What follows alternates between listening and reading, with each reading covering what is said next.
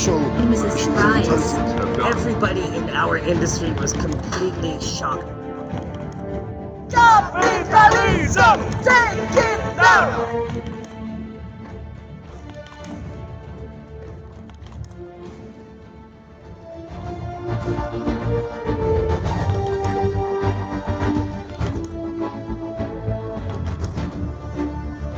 Where the free speech flourished. We're going to see certainly a third wave of exits. Toronto, and the capacity for indoor dining in the province's red and orange zones has increased. This comes the same weekend health officials declared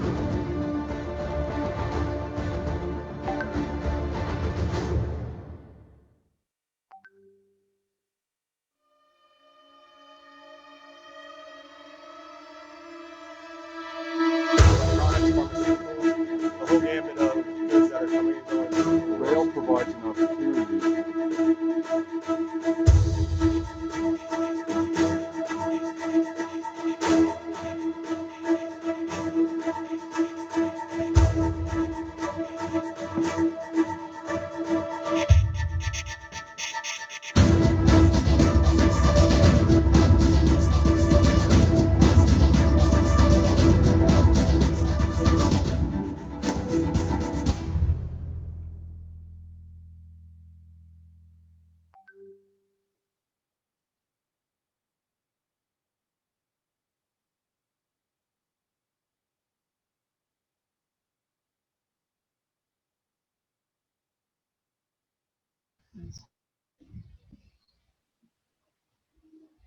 Hello friends, good morning for our friends in Europe and good afternoon for our friends in Asia. I'm Rachmi Hertanti from Indonesia for Global Justice. IGJ is a member of International Organizing Committee for AEPF since 2009 and has been involving actively in the cluster of just trade and corporate accountability with other members like Focus on the Global South, Global Justice UK Now, Transnational Institute, and 11-11-11. Welcome to our thematic plenary event in the fourth day of AEPF 30 from the cluster of just trade and corporate accountability, and jointly organized the sessions with People's Health Movement, Progressive International, and the Global Campaign to Dismantle Corporate Power. So today I, together with Dorothy Guerrero, or we call it Dorothy, from Global Justice UK Now, will be the chair of the sessions. It's really great to have you all join here virtually in our plenary today. So the pandemic has not turned out our spirit to amplify our voices of resistance against injustice. At the moment, we have around 82 participants, and I think there are still more joining. Please free to use the chat box to introduce yourselves, your organizations, and where you are joining from. Also put your comments as we go along. Keep your comments and feedbacks flowing through the whole session. We have a Q&A for your questions to our panel. Please write them on the Q&A and please identify if your question is addressed to a particular speaker or all of them. We also have translations from English to Bahasa and also from English to Khmer. We are also being streamed live on Facebook, and all sessions of AEPF 13 will be recorded and made available on the AEPF website. And Dorothy, perhaps you can start to introduce the AEPF role participants. Yeah, thank you, Rachmi. So my name is Dorothy Guerrero, Dottie. I'm with Global Justice Now, which is in the international, one of the members of the International Organizing Committee of Asia-Europe People's Forum. GJN is a membership and campaign organization, and we have offices in Edinburgh and London, and we campaign and mobilizes people in the UK for change. We campaign in solidarity with social movements to fight the causes of poverty and injustice, particularly in the Global South. So Rachmi have already mentioned the co-organizers of this event. And I think I wanted to highlight as well that AEPF is a biennial conference that addresses the governments within the Asia-Europe meeting. And ASEM involves 21 Asian countries and the ASEAN Secretariat, along with the European Union and its 27 member states, plus Norway, Switzerland, and the United Kingdom. Through the years, the AEPF evolved and developed into an interregional network of social movements and progressive civil society organizations from across Asia and Europe. The trade cluster, when it started, is actually one of the first groupings set up by organizers of the first AEPF when it was held in Bangkok in 1996. So yes, people, we're so resilient, we endured that long, despite lack of funding, etc. Since then, trade and corporate power was seen as overarching issue that influences people's lives in both regions. The organization within the cluster had been campaigning in solidarity against unjust trade deals for 2 decades now, actually. In 2007, we even started the ASEAN EU working group on all the FTAs and putting in place or pushing for people's agenda on all these bilateral free trade treaties and that involves Asia and the EU, and then against the newer, more aggressive and multilateral trade partnerships, which Joseph will mention on his part of the presentation later in this morning. So this is the first time that AEPF is organized as an online gathering. This 8-day event offers 45 interlinked dialogues, workshops, policy debate, and plenary sessions on major themes that organizations from Europe and Asia that are part of AEPF find important. The plenary session today will aim to unpack the issues underlying our broken economic system and how COVID-19 magnified the many crises that previously existed before the pandemic. We observed that even as states began to institute lockdowns and quarantine measures, negotiations for free trade agreements in Asia, like the Regional Comprehensive Economic Partnership, and also with the UK's new FTAs with many countries, as we started our Brexit, to resolve the pending market access issues, and they have continued online through virtual conferences that have been become more secretive now to know what's happening.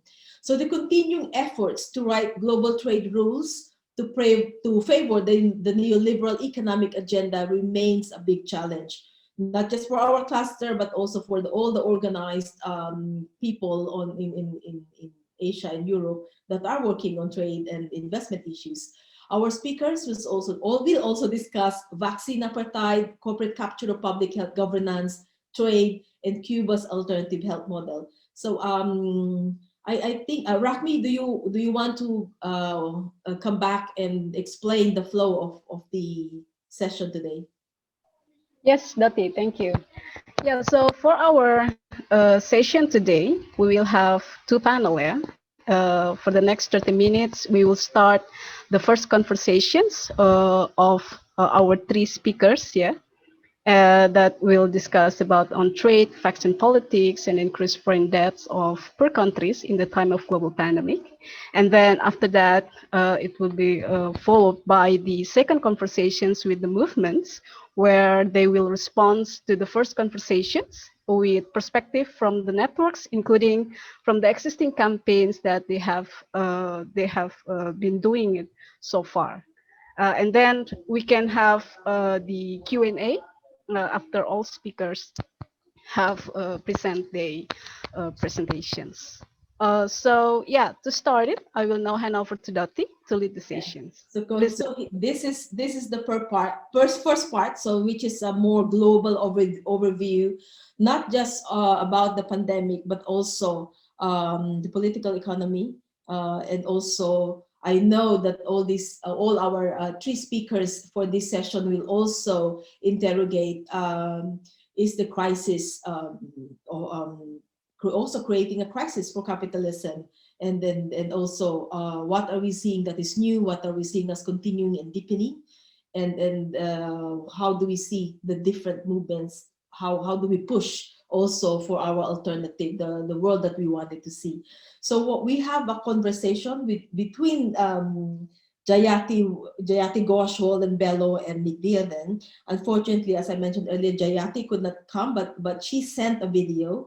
And I think I will just introduce everyone at this point, and we will start this part of the program. So Jayati Ghosh is a professor of economics at the Center for Economic Studies and Planning with Jawaharlal Nehru University in Delhi. She's now in Massachusetts and a visiting professor there in the US. Walden Bello is a leading figure, which many of you or all of you know already.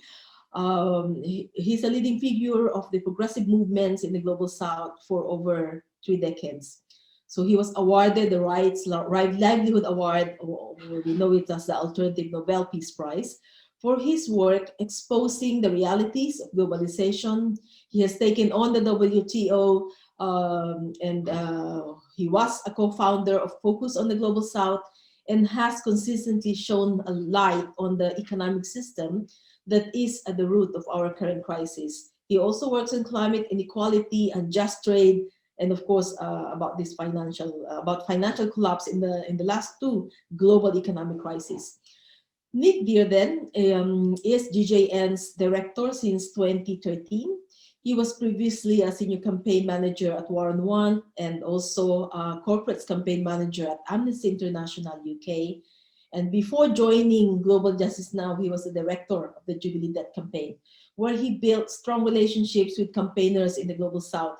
I remember him mentioning to me that he also worked on the Bataan nuclear power plant way back in 1994. So we're like going a loop here. So we work on that both issue and not knowing each other, and now we're working together.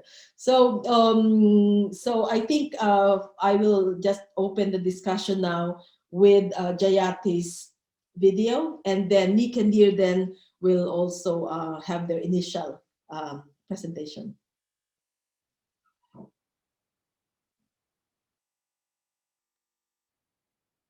We know that even before the pandemic, inequality had reached unspeakable proportions globally and within countries.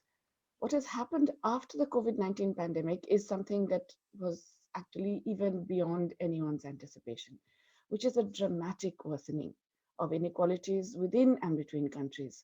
Between countries, if anything, we know that imperialism is back in a big way. It had never gone, but it has now exposed itself so openly and blatantly that it's quite striking. So we find it most evident in the whole issue of vaccine nationalism, as it's called, which I would also call something beyond that. We see this in the fiscal responses of countries, because some countries have been dramatically increasing the public spending, the advanced economies, whereas most developing countries have actually faced very, very little in terms of additional fiscal spending. And we see this in some of the earlier patterns that have been intensified, whether it's in terms of trade or it's in terms of the way that finance is inhibiting particular kinds of activities and destabilizing economies. So let's just look at each of these a little bit one by one. I know that Walden and Nick are going to talk about these much more, but I just want to give a very quick overview. First, consider the vaccine inequality policy that put a lot of incentives for the development of vaccines, provided financial support, very, very large subsidies to all the major vaccine companies, presented prior research.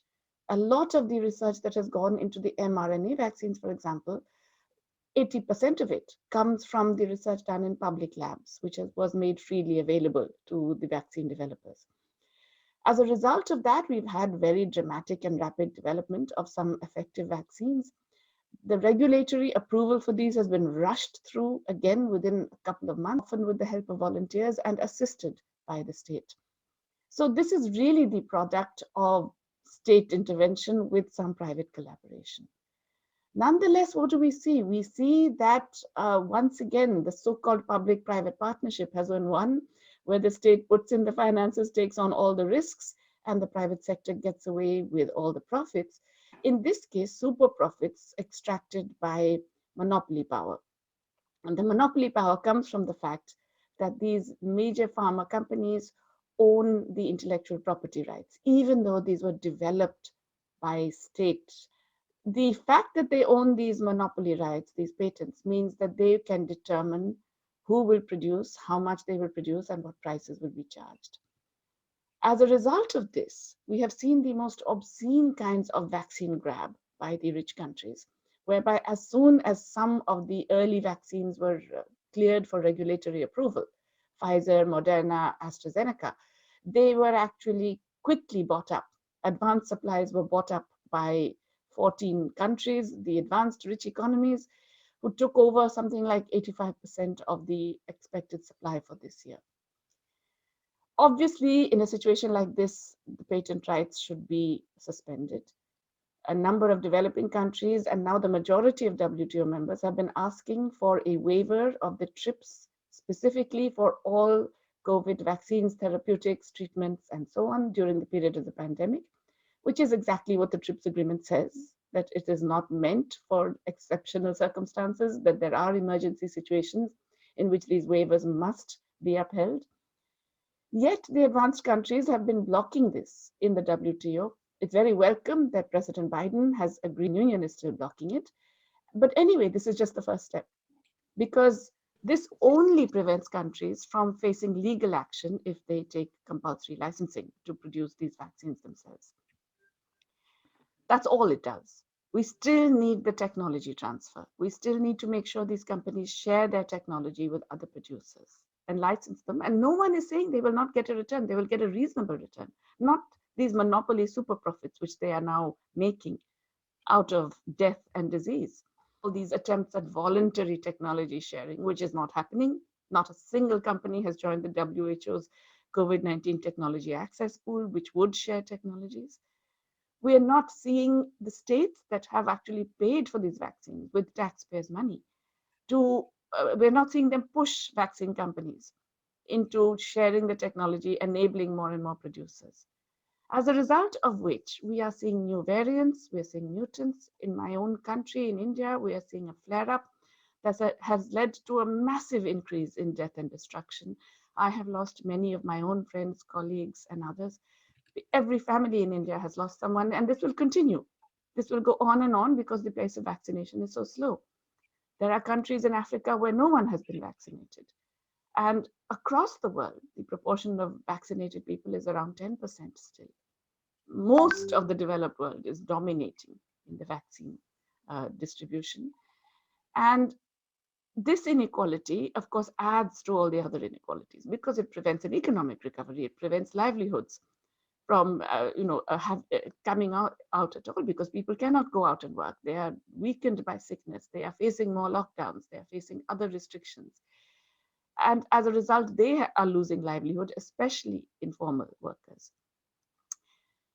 That brings me to the second big inequality, therefore massive public intervention, which is all to the good. I'm all in favor of it. It's excellent. And it's about time they realized that the huge monetary policy fixes that they have been trying ever since the great financial crisis, that those do not work beyond a point, and you really have to have public spending. It's also to be welcomed that a lot of that public spending has been directed both towards more green kinds of investment and the care economy, which was hugely neglected.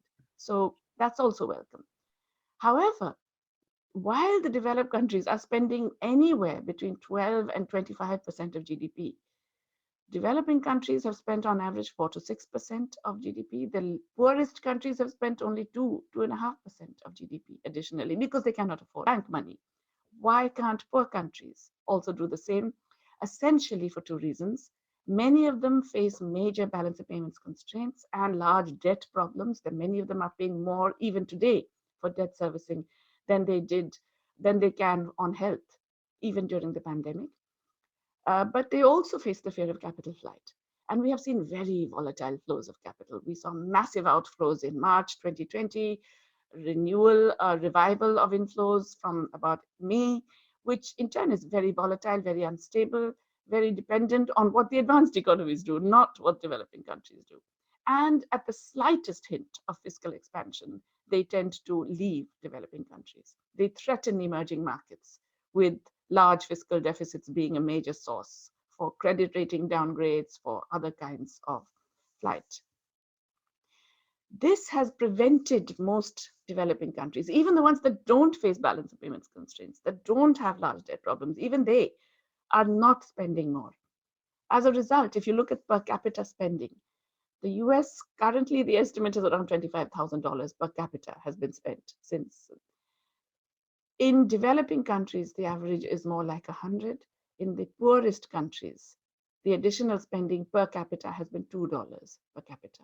I would repeat, $2 per capita has been spent additionally in the least developed countries because they cannot afford to spend more. Yet we find these massive fiscal expansion plans in the advanced economies in the G7 have no attempt to ensure that developing countries also get that fiscal space. And they could do that. Okay, there are many ways. The issuance of SDRs, which has been promised by the IMF, is certainly welcome and is necessary. It's very small. It's much less than is required. It's $650 billion or 500 billion SDRs, which will be distributed according to quota. So developing countries would get much less, but at least they will get something. But the rich countries are not going to use their quotas. They should immediately offer to redistribute those quotas to countries in need without conditionality. G7 countries which are not going to use their additional SDR quotas should immediately make this available, first of all, to COVAX, to enable global distribution of vaccines, the purchase of enough vaccines for global distribution. Secondly, to a global social protection fund that will enable all countries to provide the minimum social protection that is taken for granted in advanced countries, to a global public investment fund. But they should also immediately begin by canceling all of the debts that developing countries owe them, because these are unpayable, these are unnecessary. It's only a small part of the total debt of developing countries at the moment, because there's a lot of private debt, there's a lot of non-bilateral debt, there's a lot of other. The other aspect, which is slightly touched on, is this fact that, the pandemic, the lockdowns, all of this has particularly affected developing countries even worse, and people in developing countries worse, because most workers are informal. 70% of workers in developing countries are informal. In some countries like India, it's as high as 90, 95%. And in the developed world, it's more like 20%. So their workers are already much more protected by automatic stabilizers. Whereas in the developing world, it's not just that governments don't have money, it is also that most workers don't have any automatic forms of legal or social protection. And they are really devastated by both the disease and the containment measures, which have been very, very harsh on all those who seek informal work and have livelihoods like self-employment. Are measures that can be taken. The political will is required. G7 countries that began by saying we're all in this together and no one is safe till everyone is safe, they clearly don't mean that. They clearly think they can get away with it. The bad news is they can't. The bad news is that the more they think they can go it alone, issue little, vaccination travel certificates, protect their own populations, etc., the more this disease will come back and bite them, and the less the global economy will recover either. So this is one of those weird cases where imperialism is cutting off its own legs, if you like. And it's imperative, if you're going to have any kind of Asia-Europe solidarity, for the people of Europe to be more aware of this and to push their governments to behave in a way that genuinely shows that's all.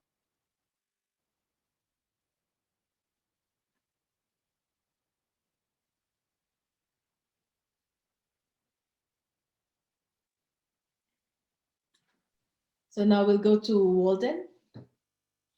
Walden, you have the floor now. Okay, can you hear me? Okay, yes. I think, let me first say thank you very much. And let me just go into full screen view here. Okay, so thank you very much to AEPF for inviting me. What I'll be touching on for the next 15 to 17 minutes is the global political economy, specifically the hegemonic transition, what that means I'll become clearer. Next slide, please. So I have been asked to address the impact of COVID on the global economy. This is a big topic, but I would like to address just one dimension of it, and only briefly. Its impact on China's rise to a very near the summit of the global economy. Let me say here that COVID was a very temporary setback to this ascent. And indeed, in 2020, China, despite suffering setbacks at the beginning of 2020, was the only major economy to register growth. What I would like to dwell on at length in this presentation is what I see as the ongoing hegemonic transition from the US to China as the center of global capital accumulation that continues despite COVID-19. Next slide, please.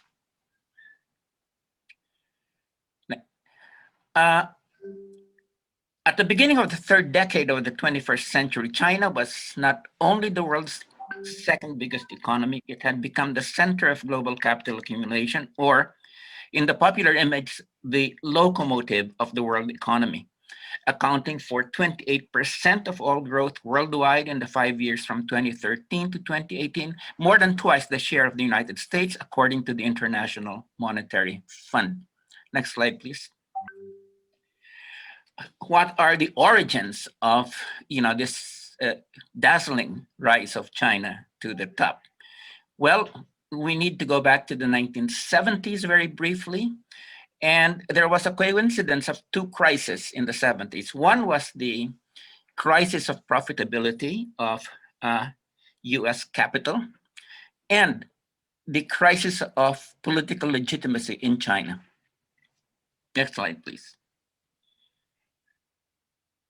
Next slide, please. I think to understand how these two things came together, it might be important to borrow something from Rosa Luxembourg. And this is what she said: the existence and development of capitalism requires an environment of non-capitalist modes of production. Capitalism needs non-capitalist strata as a market for its surplus value, as a source of supply for its means of production, and as a reservoir of labor power for its wage system. The last function is the most important. Capitalism's relationship to non-capitalist modes of production is contradictory. It needs them even as their destruction is necessary for its survival. Next slide, please. Now, why was China special? TNCs had started moving their labor-intensive process to developing countries to counter the fallen rate of profit since the early 1970s. But China was special. First of all, here was a large labor pool previously unintegrated into capitalism that started from a very low wage base and was relatively sealed off from immediate market pressures for wage increases. But owing to its very existence and impact on investment decisions, it exerted downward pressure on global wage rates in manufacturing. In the first decade of the 21st century, China was to release an enormous 121 million workers to its manufacturing and service sectors. Second, it had a large reservoir of rural labor that via migration would serve as an internal check on wage rates in the cities. In the 2000 decade, more than 80 million rural people went to the cities to fill urban jobs. Now, the coincidence of these two factors led to a situation so that in 2004, the wage rate for hourly wage rate of manufacturing in China was 2.9% that of the hourly rate for American workers. Next slide, please. Now, why the global conjuncture favored China? Several conditions external to China facilitated the phenomenal ascent. One was the fact that China appeared on the scene as the provider of the cheapest accessible labor around, at a time that the US corporate elite was tearing up its informal social contract with labor that had prevailed during the so-called 30 golden years from the late 40s to the late 70s. Second, China's emergence as an export-led industrial power coincided with the TNC's perfection of revolutionary technology of dispersing the different phases of production according to the complementary logics of labor cost, reduction, locational advantage, and fiscal advantage to gain maximum profitability.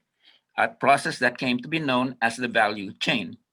A key innovation here was the development of containerized shipping. And third, China benefited from the bringing down of tariffs and the elimination of quotas that came with the establishment of the World Trade Organization, which China joined with the US virtually acting as a wedding sponsor in 2001. Unlike the Western capitalist powers during the rise of dominance, China did not have to violently seize markets. Slide, please. While the China-US TNC alliance was based on mutual interest, their strategic goals were different. The TNCs were out to exploit Chinese labor for super profits.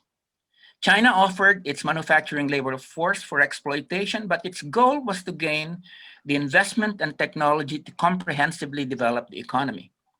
Essentially, in pursuit of its strategic goal, the Chinese leadership used foreign investment as a substitute for a domestic capitalist class. US economic and political elites were behind this deal until Trump came into office in 2016. Next slide, please. Now, from the Communist Party's perspective, the cost in the short and medium term of allowing global capital to exploit China's labor in return for comprehensive development of the economy and securing its own legitimacy in the process was a devil's bargain that had been worth entering.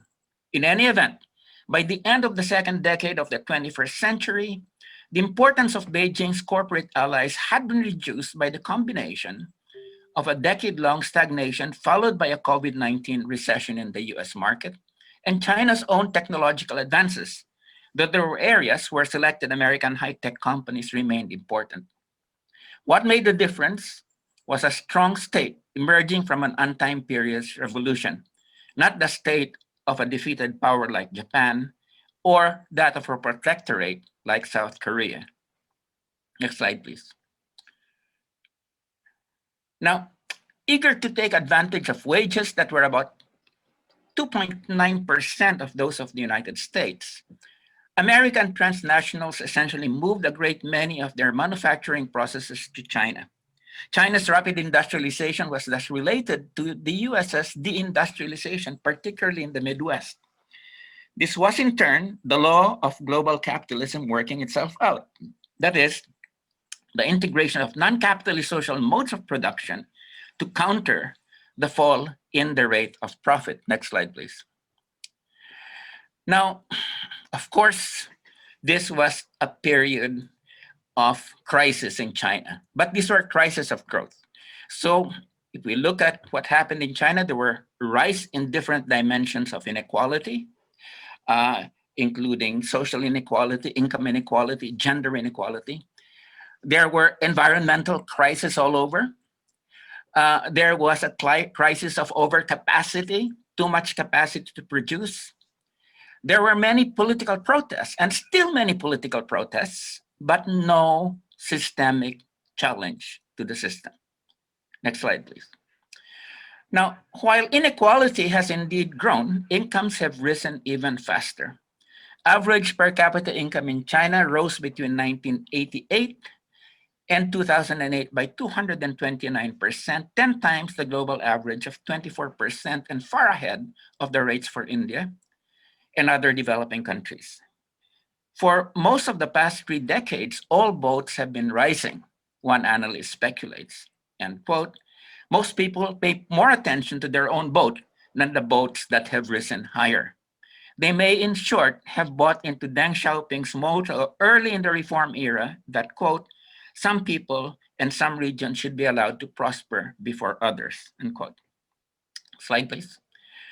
Now, there were also crises in the United States during their period, but unlike in China, where there were crises of growth, you had the crisis of decline in the US. Long before the banking collapse of 2008, key US industries such as machine tools, consumer electronics, auto parts, appliances, furniture, telecommunications equipment, and many others that had once dominated the global marketplace suffered their own economic collapse. Now, while not all moved to China, moving to China was a central factor in American deindustrialization.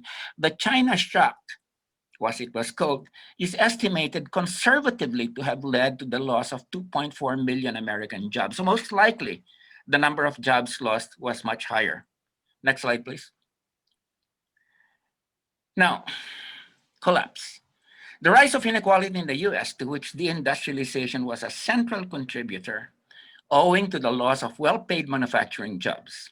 But this was not the only reason, and one must see the rise in inequality as a product of neoliberal policies as a whole. So it wasn't just deindustrialization caused by China. And here I would just like to quote Piketty regarding the US collapse. I want to stress that the word collapse in the case of the US is no exaggeration. The bottom 50% of the income distribution claimed around 20% of national income from 1950 to 1980, but that share has been divided almost in half, falling to just 12% in 2010 to 2015. Let's absorb that. The bottom 50% of the income distribution was just access to 12% of the national income in 2010 to 2015. The top centile's share has moved in the opposite direction, from barely 11% to more than 20%. End quote. Next slide, please. Now, political and ideological crisis of the US. There has been a political crisis in the US. I think this is no secret. There is an undeclared civil war that has severely damaged the US political system as the majority population embraces white supremacy in the adherence to the Republican Party. Now, in addition to this political crisis, which is very deep, there's also an ideological crisis in the US that I say it's the loss of the American dream and the outward missionary democracy that, was associated with American imperialism. In other words, there has been an inward turning in the United States, and we can discuss this later. On the other hand, in contrast to the United States, there has been a strong political legitimacy and cohesive ideology in China. Now, unlike in the United States, China, though it had tensions associated with breakneck industrialization, was not suffering from political polarization. Partisans of Western-style democracy were a very small minority, though spontaneous feelings of alienation against the authorities were expressed widely on the internet. Next is Xi Jinping's ideological renovation has been fairly critical here. There has been a strong anti-corruption campaign, and domestically, there has been promoted the Chinese dream of shared prosperity and national ideology of national rejuvenation, which has been, in my sense, quite effective. Globally, there has been push for global leadership of the globalization process, the promotion of what has been called connectivity, especially of Eurasia, and the Chinese very, very offer to the world is the Belt and Road Initiative. Now we can discuss our critique of this more later. Okay, but in any event, on the other hand, the US-led multilateral order is currently in a very severe crisis. As we have seen, the WTO has been unraveling. It is no longer the prime mechanism of trade liberalization. And we can discuss the unraveling later. The IMF has suffered a great loss of legitimacy owing to its association, most recently, with the the austerity programs in Europe that were a transference of the austerity programs in in Asia and the developing world. I know that Jayati mentioned the the SDRs, but we can take that later. And then there is the crisis of the World Bank and a crisis of neoliberalism, since the World Bank has been the prime fund of neoliberalism. Next slide, please. I'm winding up. Now, China also has been advancing cautiously a multilateralist institutions. The Asian Industrial Investment Bank, the New Development Bank, the Contingency Reserves Arrangement, and the RCEP. And we can talk about that later. But most important here is China is now preferred by many in the Global South for two reasons. One is more resources to offer, and second, the success of the state-led development model. Next slide, please. This is the second to the last slide. There is strategic competition taking place between the United States and China, and we can take this up in the peace and security cluster later on. All of these different issues. And finally, the last slide.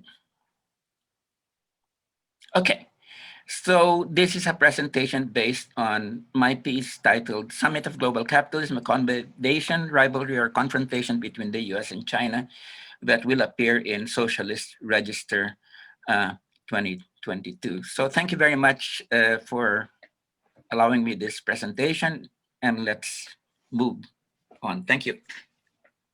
Yeah, thank you, Walden. It is really important that if people will notice, in AEPF, we do have a huge interest on China's role in the global political economy. And then also, we can't help as well but look at the politics between the geopolitics between the big powers, the US, China, and also because all these giants in combination as well with India and the US, as I said, these all four giants are competing with their interest and influence in the Asian region. So it's good that you mentioned there's a lot of discussions also on the security cluster and also in the forthcoming webinars in the next 4 days still. So now I would like to move to Nick, from the UK, Nick. Thank you very much, Dottie, and it's a great pleasure and privilege to speak alongside Jayati and Walden. I won't take too long. Maybe we will have some time for debate and questions. But just to put some of this in the global perspective, I think what the pandemic has clearly shown many people is that the global economy, the so-called free market, is really a system of monopoly capitalism.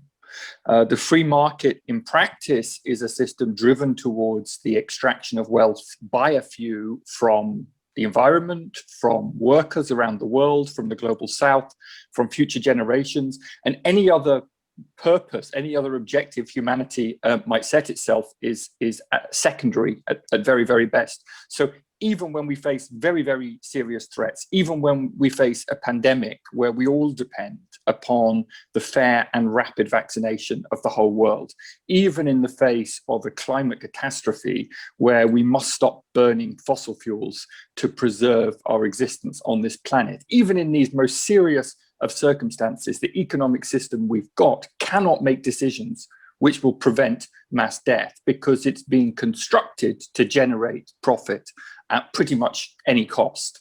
And of course, if you hand over all of the big decisions in society to the market, and as I say, what we mean by the market here is really gigantic business and a tiny club of the super rich, of course, this is what happens.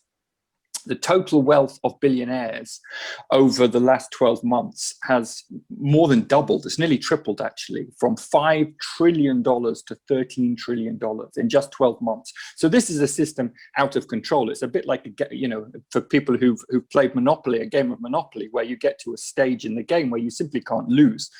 Nothing can happen other than that you accumulate more money at the expense of every other player. And what we now have is a small handful of billionaires, some of them who are trying to compete to launch rockets into space and reach Mars at the same time as 1 billion people on the planet don't have enough eat. It's like the Gilded Age in the United States in the late 19th century, the Rockefellers and JP Morgan and so on, but with even more dire consequences. Now, 70 years ago, Karl Polanyi warned that if you hand over all the major decisions in society to the market, society will reach out for change. There will be a reaction to this. And most people have little concern as to whether that change comes from the left or the right.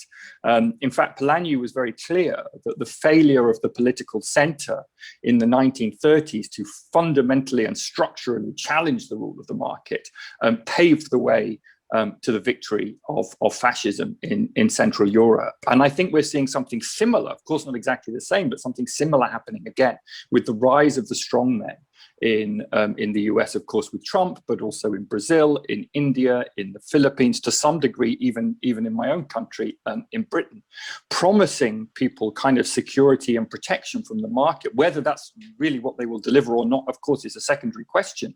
But what they're doing is driving us towards an even more authoritarian form of capitalism, because the monopoly system that we've currently got isn't compatible.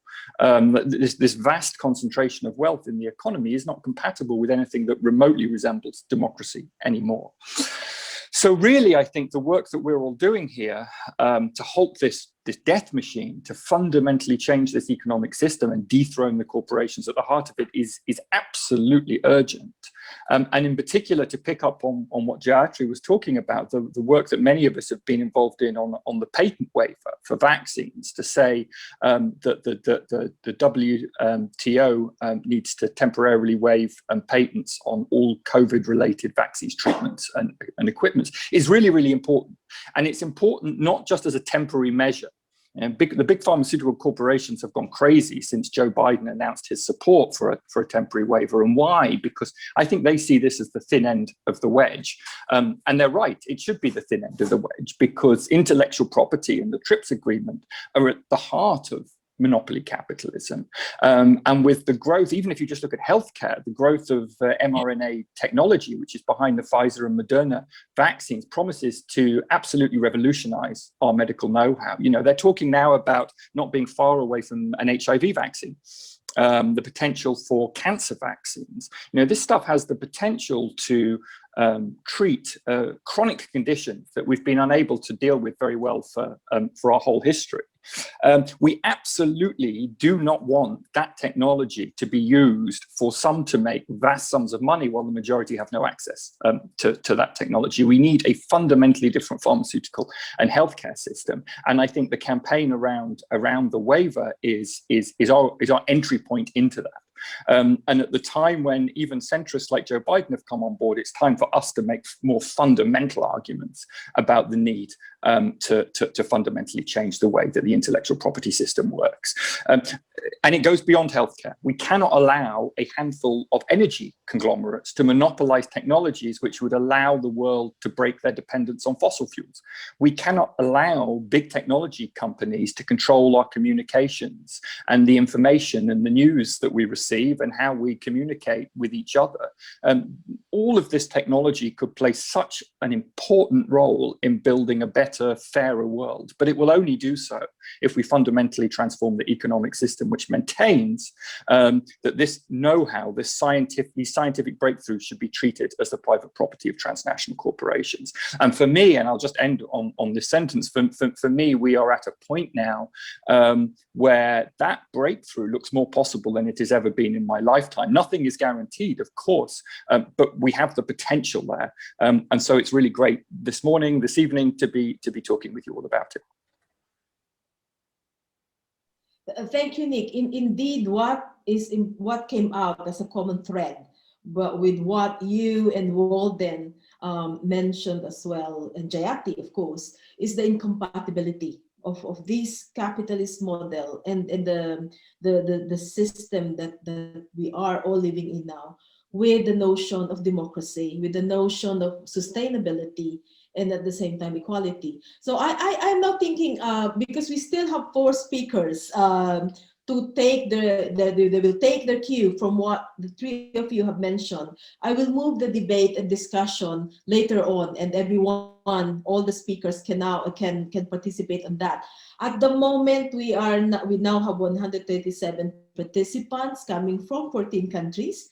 So a big shout out to all those who joined and are giving their time from the Netherlands, from Malaysia, Indonesia, Philippines, Germany, the UK, Pakistan, Sri Lanka, India, Georgia, Nepal, Vietnam, US, and Spain. And also I was told that in Vietnam, there's a group of people gathered together and viewing this event as well. So, and we are being translated in Bahasa and Khmer.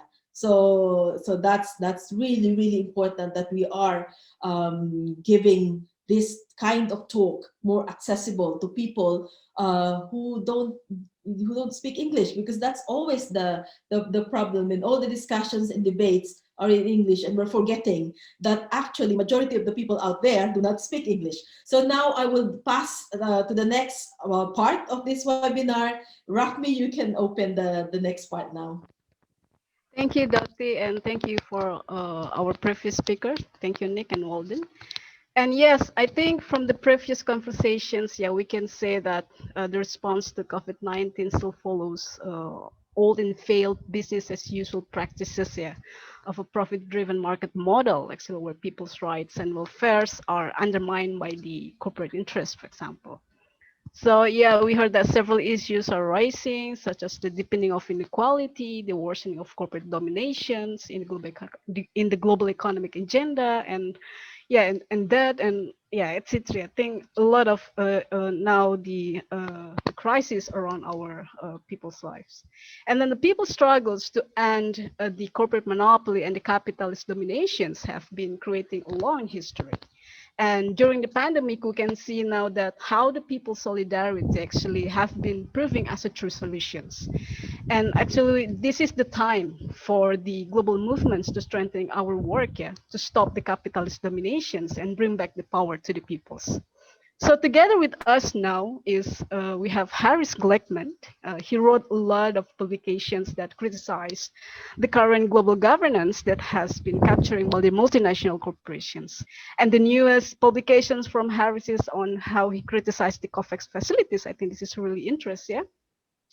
Currently, Harris is a director, Benchmark Environmental Consulting, Senior Fellow, Center for Governance and Sustainability, UMass Boston, Executive Board Member, Foundation for Global Governance and Sustainability in Brussels, and Associate of Transnational Institute in Amsterdam.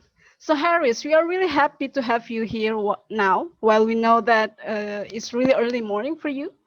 So we do really want to hear your insight about the current campaign and works that you have been doing to dismantle corporate power. Please, Harris, the floor is yours. Thank you very much for inviting me to join this panel.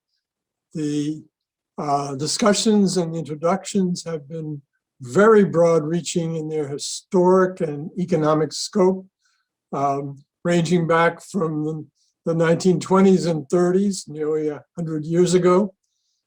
My contribution is going to be much more limited to the tensions created by the COVAX, by COVID, and the arrangements put in place by the pharmaceutical industries in the global West to create an organization called COVAX.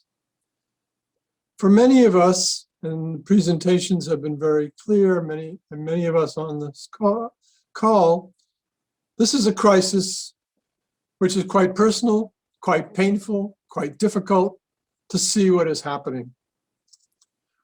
For others in the corporate elite, this is a crisis of opportunities, an opportunity to figure out how to switch power during this event while maintaining the advantages which they perceive they have from long historical trends, which have been described well before.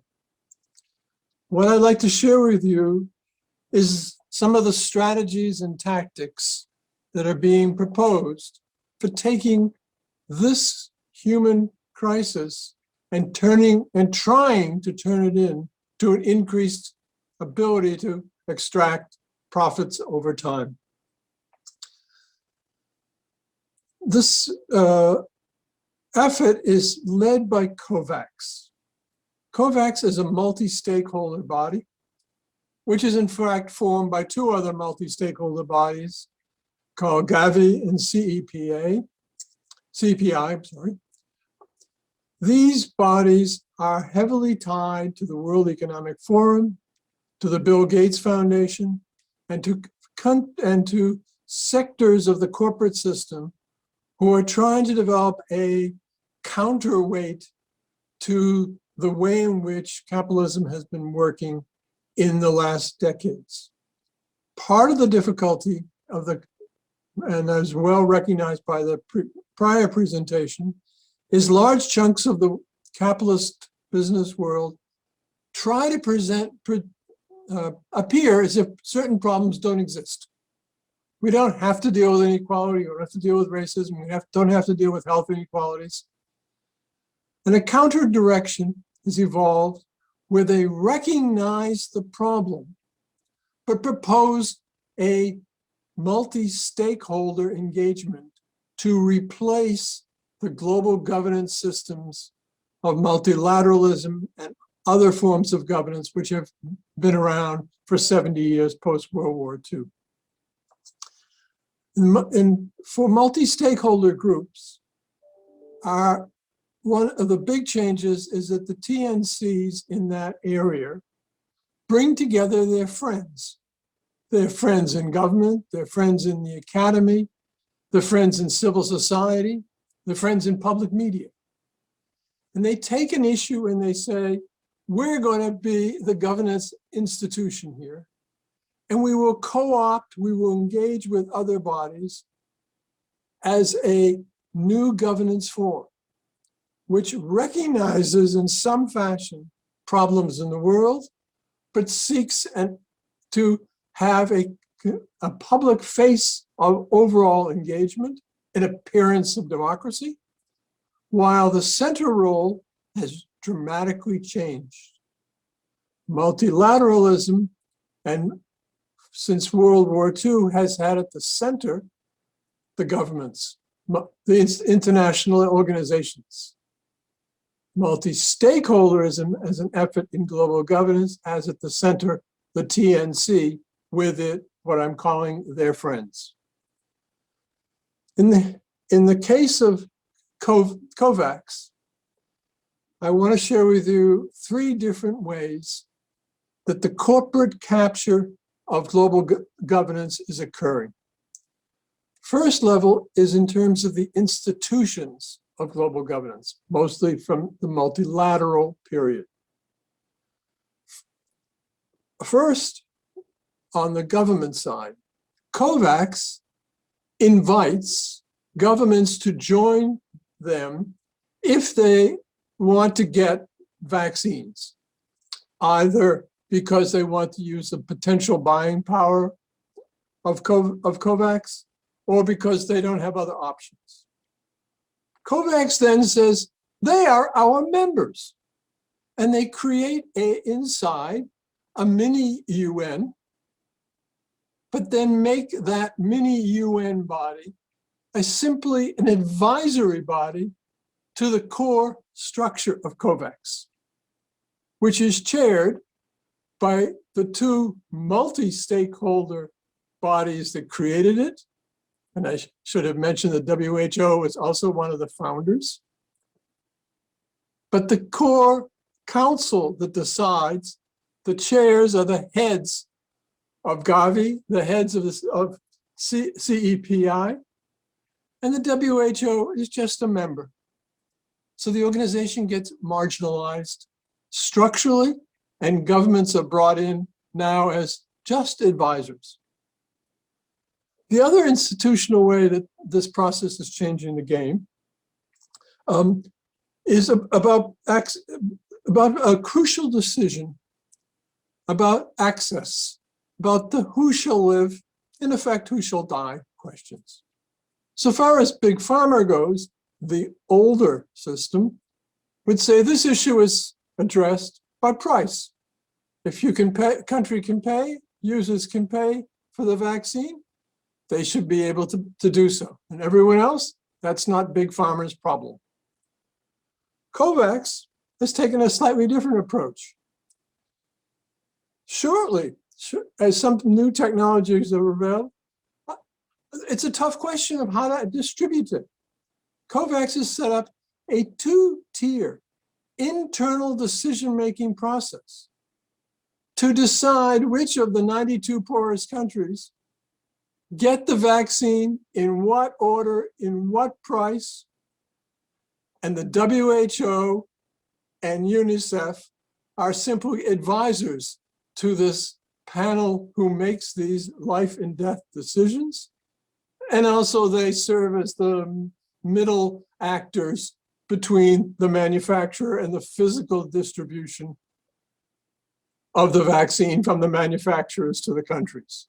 They're reduced to delivery services and advisors. That's two ways in which the institutions of global governance are being impacted. The second is the nature of a change of the global narrative. And we've heard crucial elements of that described earlier. I want to add two others. COVAX is conveying the message, and also the supporters of COVAX, which include almost all of the major industrialized northern countries, that COVAX is the way that vaccines can be made available to countries. Historically, there are UN humanitarian funds. There are WHO emergency resources.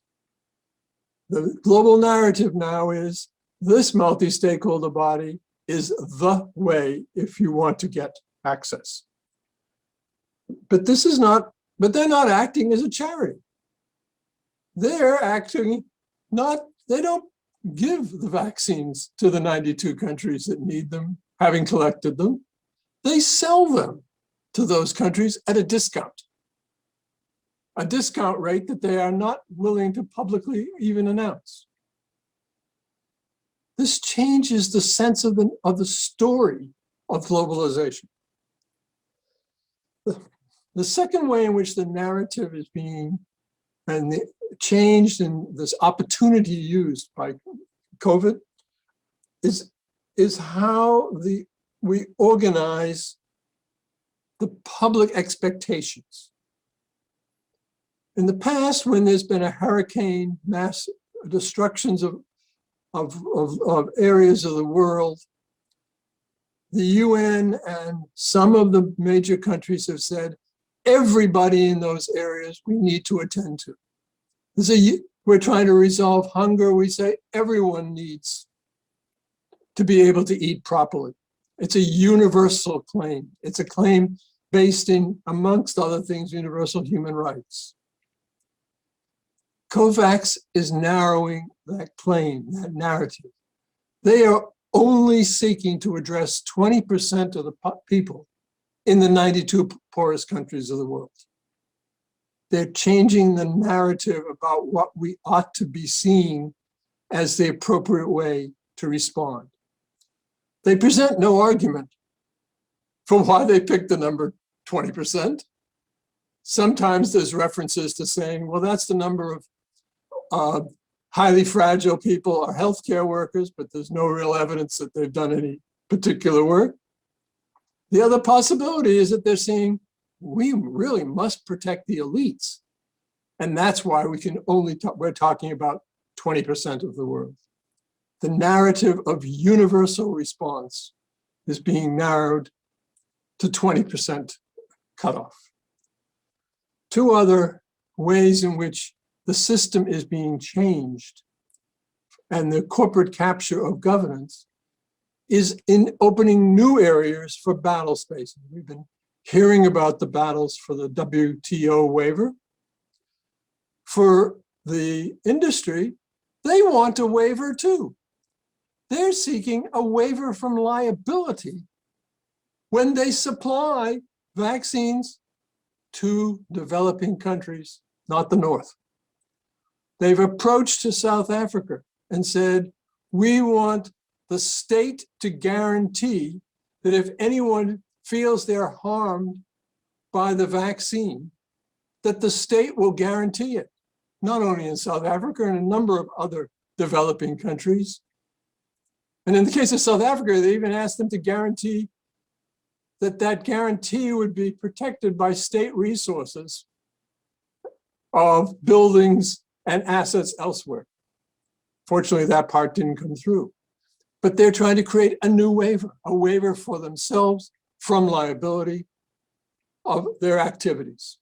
And the second area that they're trying to shift the discussion is to move to a global so-called Food and Drug Administration, to use US terminology, a one-stop approval center for world review of health, safety, and efficacy of medicines. It sounds like there are some advantages to it, but do recall that this is a very complicated area to understand the health safety impacts of these emergency reviews and also long-term reviews.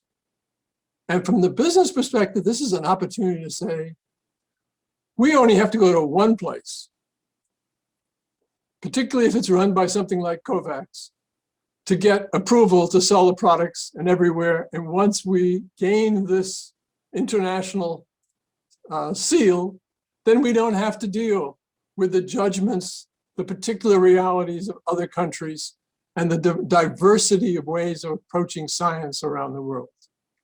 So the two new battlefields that they're opening up is a waiver for themselves from liability, and the fact they just seek to remove all the nationally based reviews of science and technologies for health, and then could be for others. So I'm very thankful to you for inviting me to join this discussion.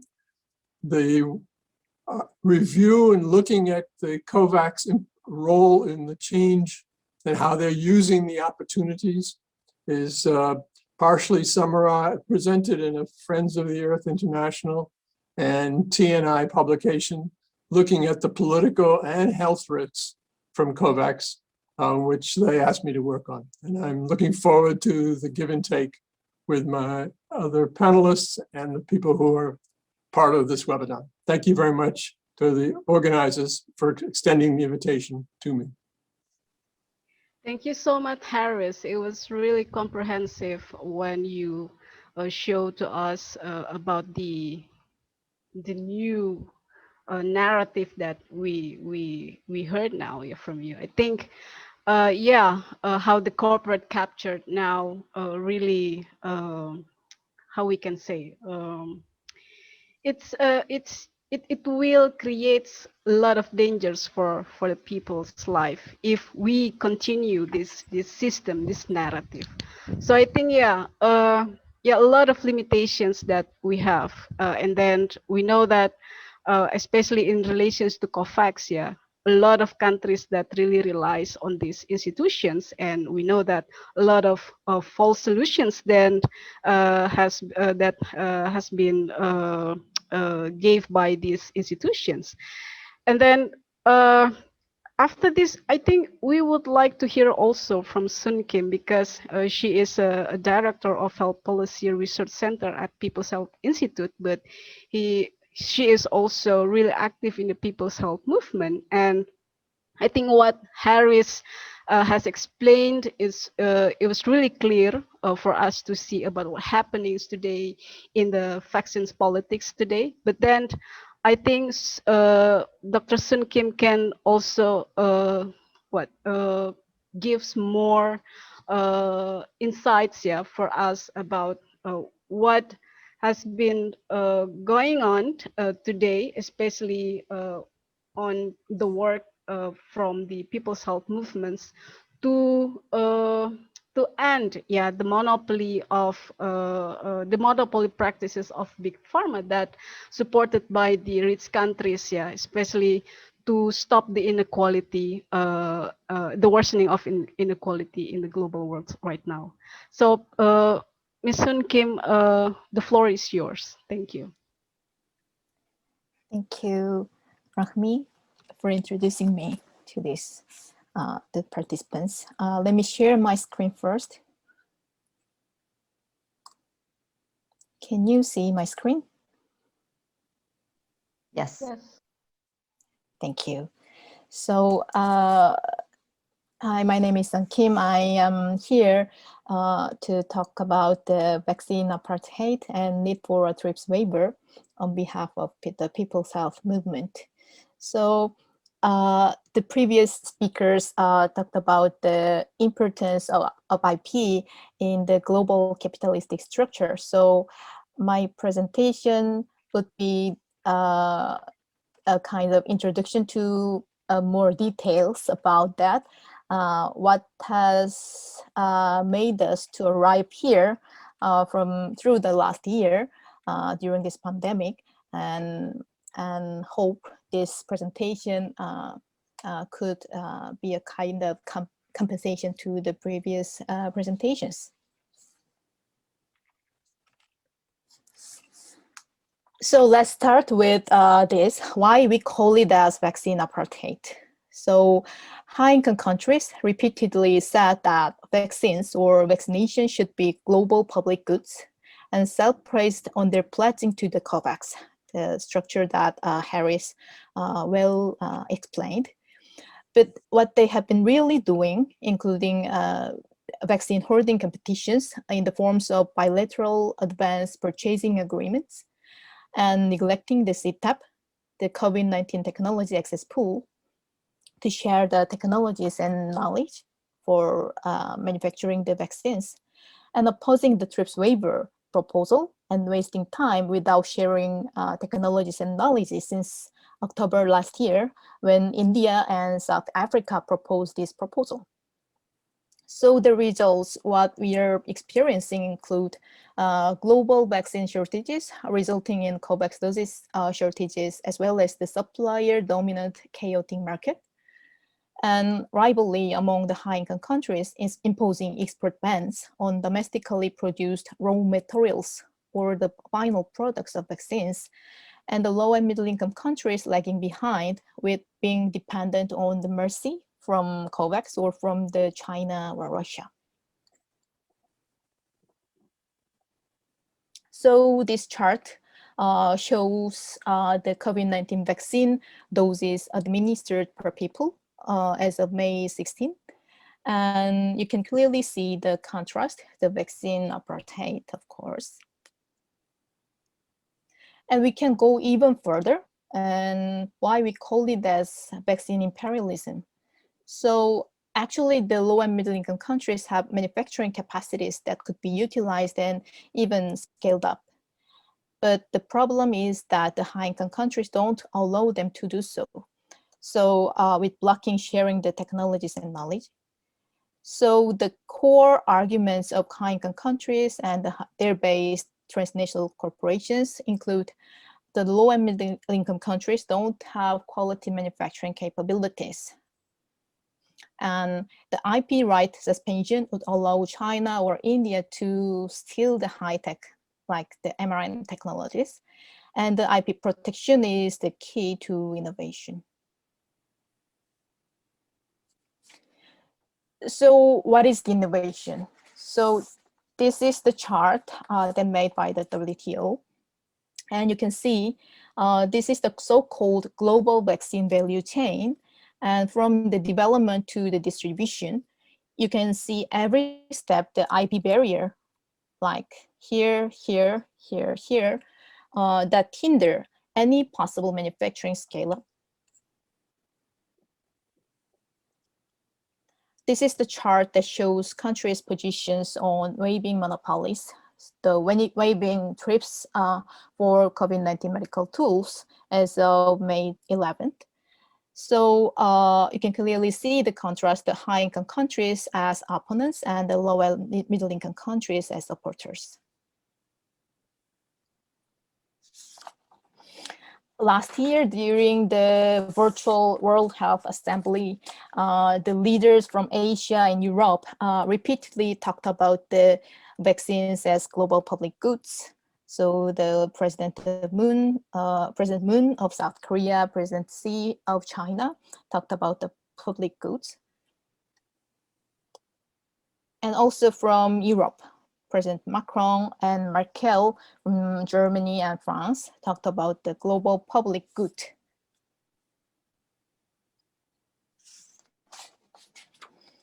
To realize vaccines as global public goods, last year they made two important governance structure, and one is the COVAX, the structure that Harris well explained about.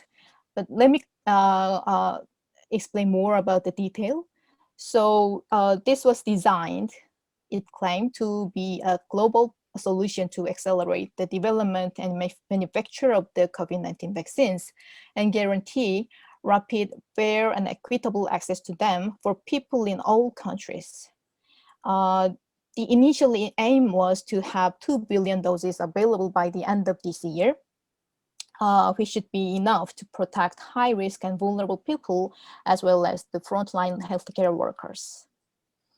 But it had to compromise to attract the participation of the high-income countries. So the higher income countries, the self-financing ones, will be guaranteed doses upon how much they buy into it, from 10 to 50% of their population. But the lower income countries, the funded ones, would receive the doses subject to the funding availability and at maximum 20% of their population, as Harry said. So this chart shows the COVID vaccine supply agreements by recipient country. So you can see that the second column is the COVAX, which would cover at least more than the 92 lower middle income countries could not secure as many doses as the European Commission.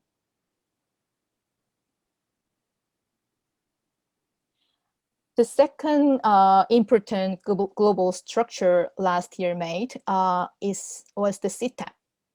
CTAP was designed to accelerate the development of products needed to fight COVID-19 and to accelerate the scale-up of manufacturing and the removal of barriers to access in order products available globally, and to avoid the unnecessary duplication of efforts arising from the absence of such sharing. So the holders of the COVID-19 health technologies, related knowledge, IP, and their data were invited voluntarily to join the solidarity call to action. So this chart shows the reality. This chart shows the countries have informed WHO that they are joining the solidarity call to action, and there are only 40 countries, mostly low and middle income countries, that plus a few high income countries that are not home to the vaccine developers. There is no single pharma company that has ever joined this call so far. So why we need the TRIPS waiver, the TRIPS IP monopolies waiver? Several manufacturers tried already, but failed to get the voluntary licensing from the TNCs. And the TRIPS flexibilities that were reaffirmed in the 2001 Doha Declaration are not enough.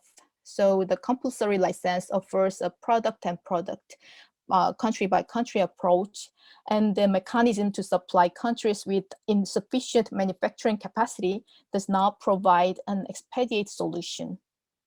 So the waiver would lead to rapid scaling up of manufacture worldwide and the stimulation of innovation, enabling imports of the most affordable product options and lowering cost of the products and removal of the regulatory barriers. So this would lead to a more equitable access to COVID-19 vaccines. So this chart shows the countries dominating COVID-19 vaccine production. Indicates the total number of COVID-19 vaccine doses produced by country as of March 3. So as China and the US recently announced that they would support the TRIPS waiver, most of the remaining countries are the European ones, and most of them are the opponents, strong opponents to the TRIPS waiver. Low and middle income countries are calling for the TRIPS waiver, not only for ensuring their right to vaccines. I think it is about ensuring their right to production, their right to technology and knowledge, and their right to the development. So we will firmly stand against the high-income countries and their base TNCs opposing the TRIPS waiver in solidarity with the people from the low and middle income countries, and we will keep doing our movement. Thank you for listening to my presentation. Thank you so much, Son. I think it's a true answer, yeah, for the problem that we are facing now on the corporate capture. There is no way that we can survive right now from the pandemic if we are not stopping the monopoly practices of the big pharma through the TRIPS waiver. So Dorothy, please, I will hand it over to you now for the next session. Yeah, thank you, Sun Kim, and also Haris. You have pointed out, highlighted the issue about the fact that this issue about the power and impunity of transnational corporations, and in this case, big pharma, is also linked to the fact that our governments have lost their capacity to actually do proper health governance and public health. The issue now at the same time is that the pandemic is being addressed on a national basis, nationalistic agenda, and then at the same time the idea of public health has flown out the window. So for the next speaker, that is also part of his work for more than 2 decades now. So when Joseph started campaigning, first it's on the WTO, and then on bilateral trade treaties, and then we're now back on the multilateral trade treaties with the PPT, or Pacific Partnership Treaty, and then also the RCEP, or the Regional Cooperation for Economic Partnership, which is the biggest trade partnership at the moment. So Joseph, you have the floor now to discuss about this link between corporate power and trade agreements, and all the wrongs and injustices that this partnership, unholy alliance bringing about. Joseph. Thank you, Dorothy. Good morning and good afternoon, everyone. It's a privilege to be part of this plenary discussion with such esteemed colleagues. For us trade justice activists, we've consistently argued that free trade agreements and the dominant global trade regime advance an agenda that is skewed in favor of corporations, and that the obligations made by states under these mega deals not only restrict policy space, but go against the interests of poor and developing countries. We cite, for example, the provisions that prohibit the use of performance requirements, and how provisions like the notorious ISDS expose states to corporate attacks against public policies and regulations, and how these agreements enshrine stricter intellectual property rights that could hinder access to affordable medicines. We often use the image of the straitjacket to drive home the point that these corporate deals tie the hands of governments and undermine policy space. Now with COVID and the global pandemic, imagine not only the patient in a straitjacket, but in life support as well. The COVID-19 pandemic, the contraction of the global economy, and the growing calls from CSOs to stop FTA negotiations, unfortunately, were not enough to deter parties from aggressively pushing the free trade agenda. In November last year, 15 governments signed the RCEP and ushered in what is now considered the world's largest free trade agreement. Like everything else, the RCEP talks were temporarily suspended when the pandemic hit. Never let a good crisis go to waste seems to be the mantra of trade negotiators, however. And so virtual negotiations restarted in April 2020. Monthly online discussions ensued, paving the way for the conclusion of the talks in November 2020. This is what Thailand's chief trade negotiator said about the negotiations proceeding despite the lockdowns. And I quote, "We, trade negotiators, have completed many negotiation issues during the past 2 months. It is faster, saves on time and costs. COVID-19 brings a new normal to trade negotiations." This new normal to trade negotiations also effectively meant no civil society participation. The already very limited and constrained spaces for public engagement have been further diminished. And for negotiators who were never really big fans of stakeholder engagement to begin with, especially as these spaces have been occupied by noisy groups opposing the agreements, this faster, more efficient new normal is indeed a welcome development. Even before the ink has dried on the deal, governments have already shifted gears and went on selling mode, promoting RCEP as a big win for everybody. So, an agreement that has been kept off limits to the public with no access to the negotiation text and very limited engagements in the process is now being sold aggressively by governments. If the pandemic was not enough to deter the negotiations, the pandemic, however, is now in fact being used as the main selling point by governments to gain support for the agreement. RCEP is being promoted as a key response to the crisis and a driver of recovery, with leaders saying that, and I quote, "The signing of RCEP demonstrates their strong commitment to supporting economic recovery and inclusive growth and development," among others. Lost in the chorus of positive messages are the issues that we've consistently raised. First is the issue of lack of transparency and public participation.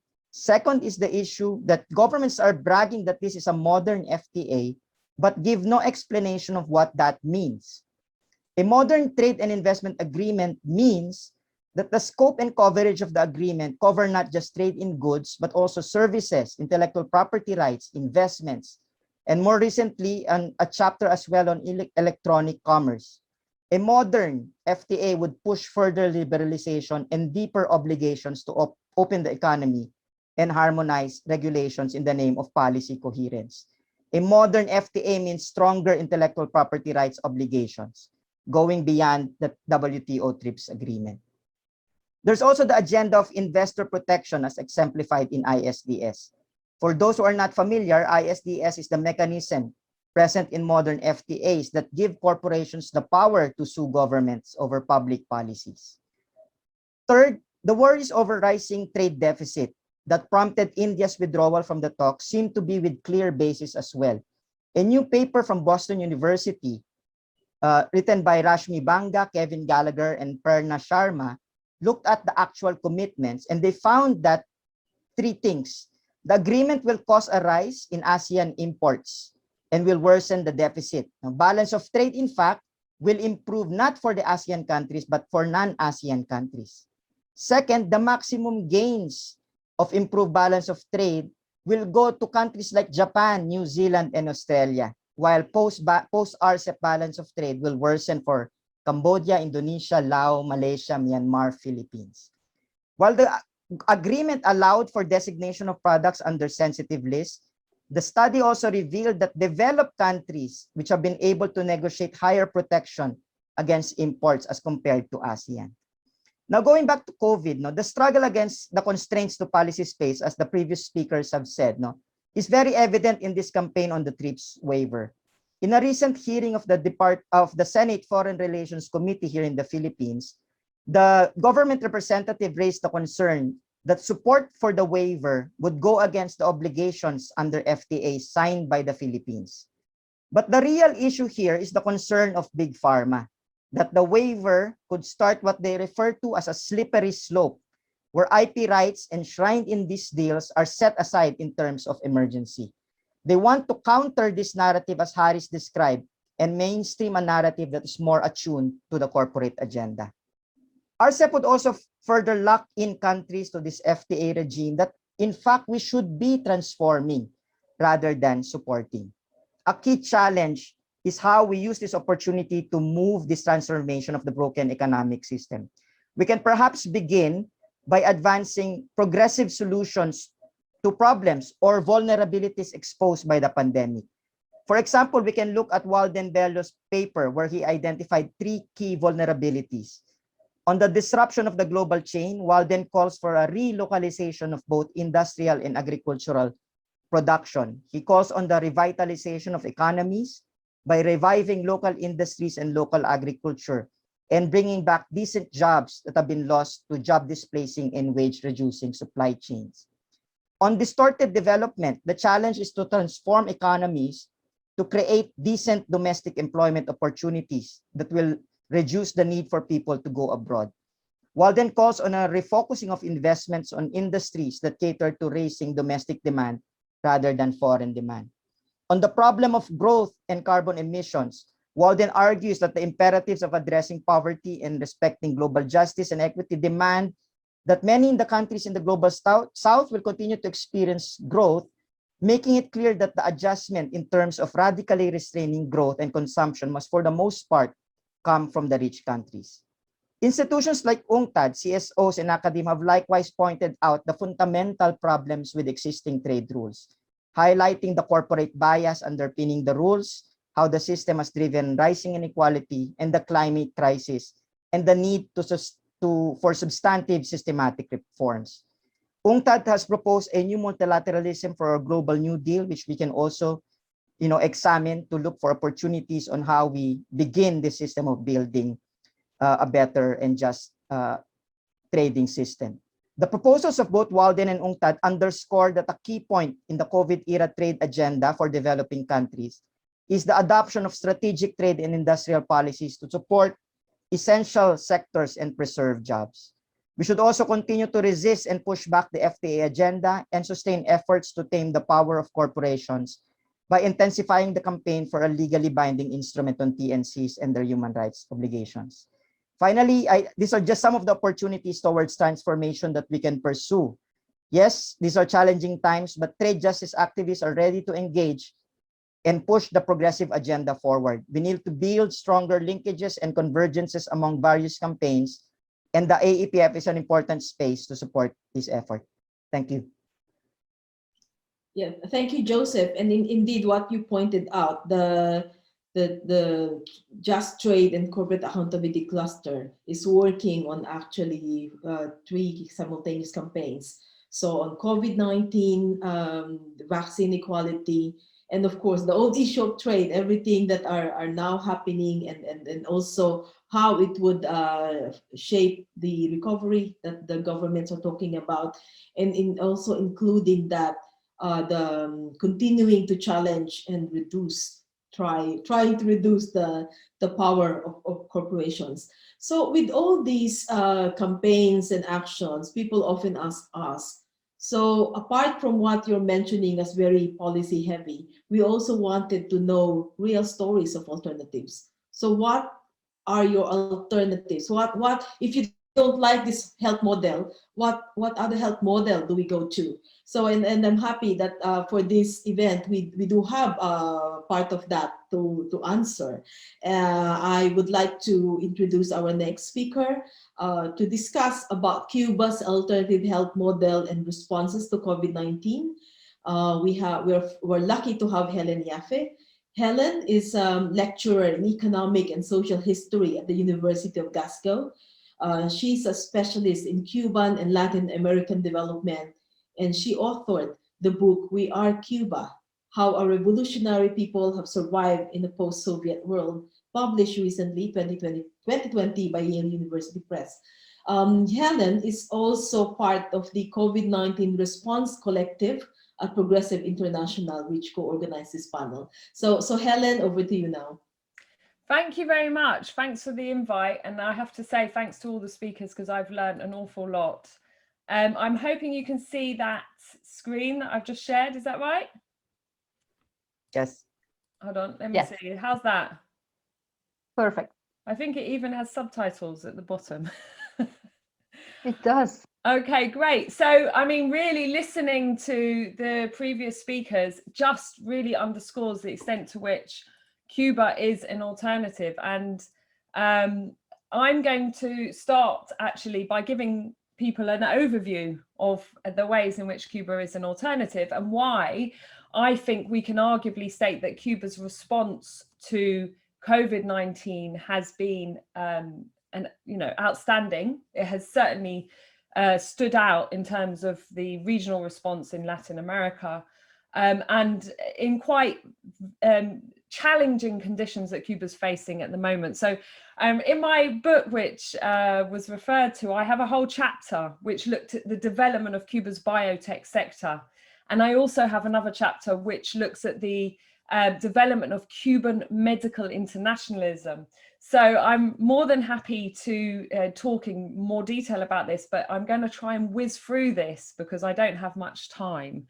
So, okay, so Cuba's COVID-19 record. Well, certainly when we were talking about Cuba's response last year in 2020, it was phenomenal. So in the whole of 2020, Cuba had a little over 12,000 cases and only 156 deaths in the whole year of a population of 11.2 million. And I'm going to talk a little bit about how they achieved that.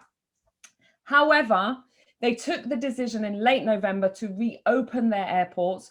Partly, this was a sort of economic obligation. And I'll mention this as well, the Trump administration had passed an incredible amount of very punitive sanctions, tightening the blockade of Cuba and making it very hard for Cuba to get revenues, to get access to funds, to get it through a crisis and so on. So, and tourism revenue had collapsed 75%, the GDP in Cuba collapsed 11%. So they took the decision to open the airports and immediately we saw the impact of that. So in January 2021, the number of cases was more than the whole of the previous years. And cases have continued to soar. They have the South African variant, they have different variants. However, we can say by the 17th of May, 126,000 cases, it's gone up humongous amount. Actually, this is from a few days ago. In the graphic you can see now 826 deaths in Cuba, but still much lower than the region. They have a death rate of less than 70 per million compared to Britain's 1,900. So this is really interesting. And if we look at this, the fatality rate of people with COVID-19 in Cuba is 0.59 or 6%. Compared to a global average of 2.2% or 2.9% in Britain. So if you contract COVID-19 in Cuba, you have a much greater chance of surviving. And that is partly because of their phenomenal public healthcare system and how seriously they've addressed this. They haven't left anyone to struggle alone at home. In addition to all of this, within 1 year of COVID being declared a pandemic, the Cubans had sent 57 brigades, they're called Henry Reeve Medical Brigades, of specialists in disease control and disaster response to 40 countries where they had treated 1.26 million COVID-19 patients. So if we're talking about an alternative, against the vaccine nationalism or COVID nationalism, this is Cuba extending its internationalism. Okay, so I'm going to whiz through this. Basically, how did they do so well last year? They took it very seriously. As soon as news was coming out of China about COVID-19, they set up a national commission, a national plan for action plan for epidemics. They sent specialists to China. They began preparing everyone involved in the medical sector, even taxi drivers who take people to hospital, to recognize the signs of COVID and how to keep safe. The whole medical sector was directed to develop COVID-19 tests, diagnostics, treatments. Remember, for Cuba, this is essential because the United States embargo, blockade, the United States sanctions prevent Cuba from accessing international markets. And so they mobilized their incredible public healthcare system, 28,000 medical students who were not attending university, as Cuba, like most countries, closed their universities. And they joined the family doctors and went door to door, knocking every day on 100 doors in pairs to chase the virus through the community, remove people with symptoms, to test them and hospitalize those with COVID. So incredible, really chasing the virus through the community. Strict lockdown, people who couldn't work were still supported by financial social assistance and welfare protections. 96% of Cubans own their homes. So the biggest fear that strikes people when they are unable to work is homelessness, as well as access to food. So Cubans were protected from that. So and an incredible degree of mobilization and daily communication. This man has become very famous, Francisco Duran, who's communicating every day to the Cubans. Now I'm going to, as I say, quite quickly run through the 5 features of Cuba's socialist development since 1959, which I think helps us to understand these things and will help us to direct the conversation when we talk about alternatives. First of all, vitally important, Cuba has a single, universal, free public healthcare system. So not like Britain, where we have a national healthcare system, which is public health, but parallel to that, as an opt-out for the wealthy, is a private sector. For Cuba, everyone gets the same. And the focus of this is prevention over cure. So that's the philosophy behind door-to-door knocks, trying to find people rather than waiting until they're really sick and arrive at hospital when they can't breathe with COVID-19. You have a network of family doctors. Cuba has 3 times more doctors per person than Britain. It has the highest ratio in the world. And they have doctors in every community. They have clinics where either the doctor and their family or the nurse and their family live. And in the morning, people have appointments, and in the afternoon, they are already going into homes. They're checking on their vulnerable, high-risk patients. They're looking at the socio-biophysical environment, and they're tackling, they're dealing with prevention as much as cure. Cuba has the highest ratio of doctors, as I said. Okay, the second feature is Cuba's entirely state-owned biopharma industry. There are no private interests, no speculation, no profit seeking within the industry. It was set up and continues to be channeled to meet public health care needs. It can produce between 60 and 70% of the medicines which are consumed domestically by Cubans. And it also exports, before the pandemic, it was exporting to 50 countries in the global south.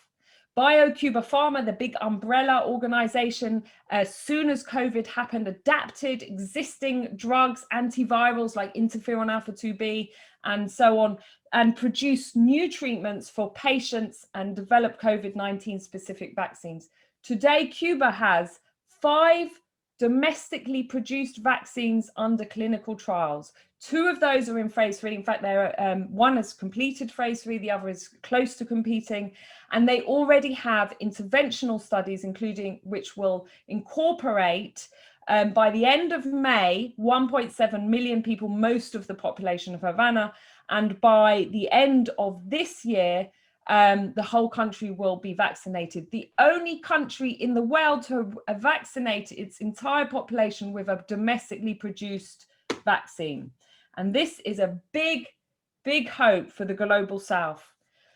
Okay, so the third element I want to point to is that Cuba's civil defense and disaster risk reduction strategy, which is usually in response to climate-related and natural disasters. It's been applauded globally. It involves community mobilization. It involves putting people's welfare first, not abandoning people to their fate.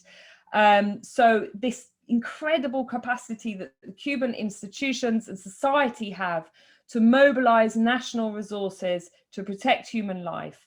And this is achieved by their network of grassroots organizations which facilitate community action and communication. Fourth, decades of experience in Cuba with infectious diseases and with border controls. Why? Because Cubans lots of you will know, not necessarily true when you're talking to an entirely European or US audience, but the Cubans have sent actually hundreds of thousands of medical professionals to work overseas, providing healthcare that is free at the point of delivery for underserved populations. Before the pandemic, they had sent 400,000 medical professionals to 164 countries around the world. And so they are going to countries often which have diseases which the Cubans have eliminated, infectious diseases. So they have a standardized procedure of quarantining people when they come in, and they just put that into process. So during the 2020 lockdown, when people came back, Cubans came back into Cuba, they went to supervised quarantine with medics available for 2 weeks. The Cubans have eliminated 6 diseases through vaccinations. They have these well-developed procedures for quarantining, which is developed the experience from sending people overseas. Finally, Cuban medical internationalism, I've already mentioned, since 1960, 400,000 Cuban healthcare professionals have served in 164 countries. It is an incredible story. 1 in 10 Cubans have been involved in internationalist missions. They have different forms. So one is the emergency brigades, which first started actually in 1960 after a terrible earthquake in Chile. And the latest form of that is the Henry Reeve emergency brigades, who are supporting COVID-19 patients. They also provide public healthcare assistance overseas. The first example of this was in Algeria, 1963, newly independent Algeria, and that has continued. We see 20,000 medical professionals in Venezuela for 15 years already or more. And the third form is treating patients in Cuba. So we had the incredible story of the Children of Chernobyl program, where 26,000 people who were suffering from radiation after the Chernobyl nuclear disaster received treatment in Cuba over 21 years. Before the pandemic, before the Henry Reeve brigades went around the world, Cuba already had 28,000 healthcare workers in 59 countries. And on the 21st of March, the first Henry Reeve Brigade arrived in Lombardy, the epicenter of the pandemic at that point in Italy. So when the Italians were saying, I remember the interviews on telly, where is Europe? Why are we not receiving any assistance? It was the Cubans who ran to assist. Now, Cuba, this sounds like a wonderful story, but Cuba itself is facing massive obstacles and massive challenges. As I've mentioned, the Trump administration severely tightened the US blockade. It added 242 new measures to sanctions that have already been in place for 60 years, just at the point when we thought it couldn't get more stringent. So Cuba is now, while on the one hand it's making its own vaccines that bring hope for the global South, because they're not seeking a profit, on the one hand, they have this high-tech capacity. On the other hand, they are struggling to get hold of syringes that they need for a mass vaccination campaign. Syringes that are cheap and abundantly available because of US corporate control over production, over financial system. 88% of the financial system of financial transactions internationally are carried out in the dollar. Cuba is persecuted for using the dollar. So here we have the losses to the healthcare sector because of US sanctions, 204 million. If you think what Cuba could do with that money, it is quite incredible. The United States blockade has obstructed Cuba's access to ventilators, spare parts, reagents, medical equipment. And there are now campaigns all around the world, including this one, and I've put the link there, which is UK-based, Cubans in the UK, trying to fundraise to money to buy some of these very basic medical goods that Cuba needs to be able to carry out its mass vaccination and then subsequently assist other countries. Okay, final slide. I hope I haven't run over. Lessons from Cuba, lessons in terms of a pandemic. And I'm going to paraphrase myself, I'm afraid, from a documentary which I made last year called Cuban COVID-19, Public Health, Science and Solidarity. And I put the link, it's publicly available on YouTube, explaining how Cuba had responded to COVID-19. And this is how we concluded. Cuba spends a tiny proportion of what Britain and the United States spend on healthcare. Despite this, by planning their scarce resources, they have been capable of organizing an effective response to a global pandemic. The key to Cuba's success has not just been the fact of state intervention. It is the nature of that intervention. Cuba's socialist system is set up to prioritize social welfare, not private profit.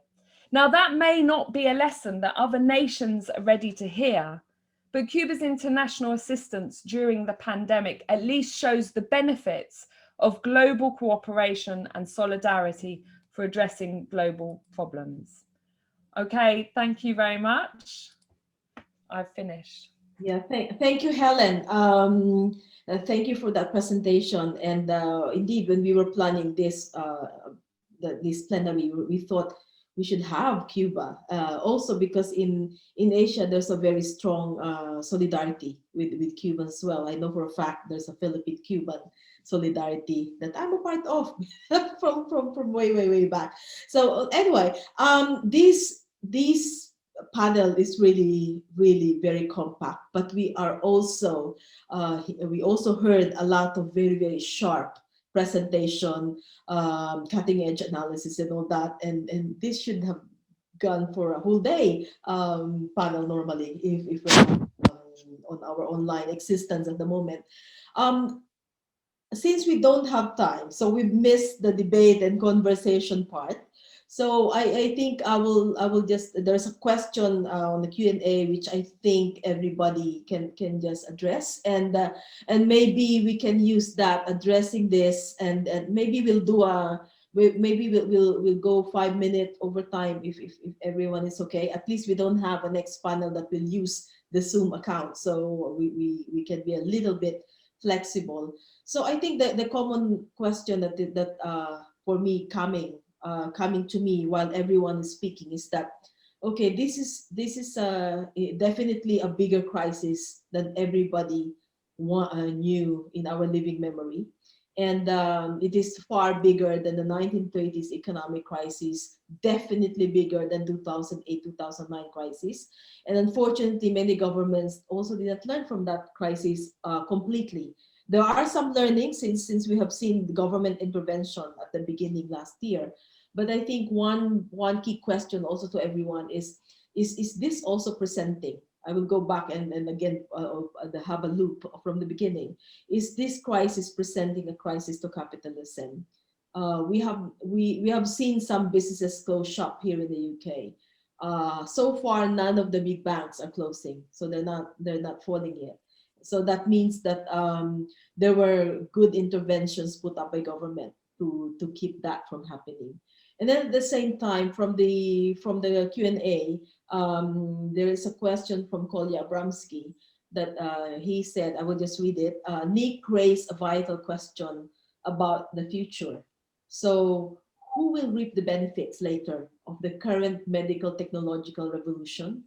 Similar question exists for information or AI technology and the general economic growth as the global market recovers. So linking also back to Walden's talk, how will this intensify the struggle for market share and profits between major powers and their capitals?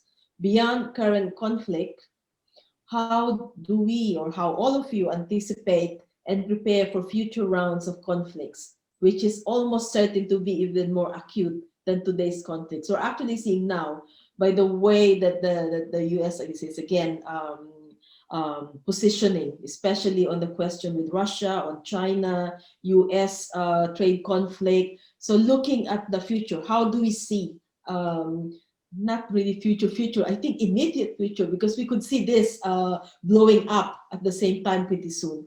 So maybe you can, all of you can respond to that question and on the crisis, and then maybe I'm really sorry about this. I know you will hate me. 1.5 minutes each. I think I'll start with Walden. and then Nick, and then followed in order by all the speakers. Walden? Yes. Well, just several things. One is clearly, as shown by the defensiveness of the United States on the TRIPS waiver issue. The fact that knowledge is social, and it is a grave injustice to privately appropriate it, and even more of an injustice when you claim, that it is necessary to have billions and billions for innovation, but you don't actually devote that money to innovation, but to the salaries of CEOs, and mainly to marketing old products. I think this has been a huge expose to the world of the falsity of the intellectual property issue as being necessary for innovation. So I think, it's very important to emphasize the delegitimation that is taking place and was signified by the Biden's administration's retreat on this issue. The second thing is that I would say is the crisis of global capital or Western capital that started in 2008 and has been mainly caused by financialization of their economies has been merely accelerated by the COVID-19 economic crisis, so that what we've had is a deepening of the crisis that began in 2008. The third thing that I would say is that this has created the combination of COVID-19 and the crisis of 2008, etc., has really created a very volatile political situation in leading capitalist countries. And in particular, I would say in the United States, which I would contend there is at this point a state of virtual civil war, that is ideological and political in nature, and it is polarizing that society in ways that might be unpredictable. Okay, so the kind of US that we had in the early part of the 21st century, I think is a US that no longer exists, but you have a deeply polarized society, and a deeply polarized society that's also characterized by the delegitimation of capitalism. Okay, and finally, I think that you have this US that's in tremendous crisis, and you have a China that's becoming the center of global capital accumulation and making a bid for global leadership, as opposed to a fragmented US, especially at the level of the state and of society. So I would say that, I would say that we're now in a situation where things have become very fluid globally. And I think that as a last thing, I think we should not underestimate the way that geoeconomics can translate into security crisis, because there's nothing more fearsome than a hegemon that is on the decline, especially when the only thing where it can be assured of superiority at this point is on the military front, and is losing on the economic front. I think that's a very dangerous situation. So I agree with many of the things that all our friends have said about the crisis of global capitalism, but let us not underestimate this crisis of hegemonic transition that we're experiencing right now. Thanks, Nick.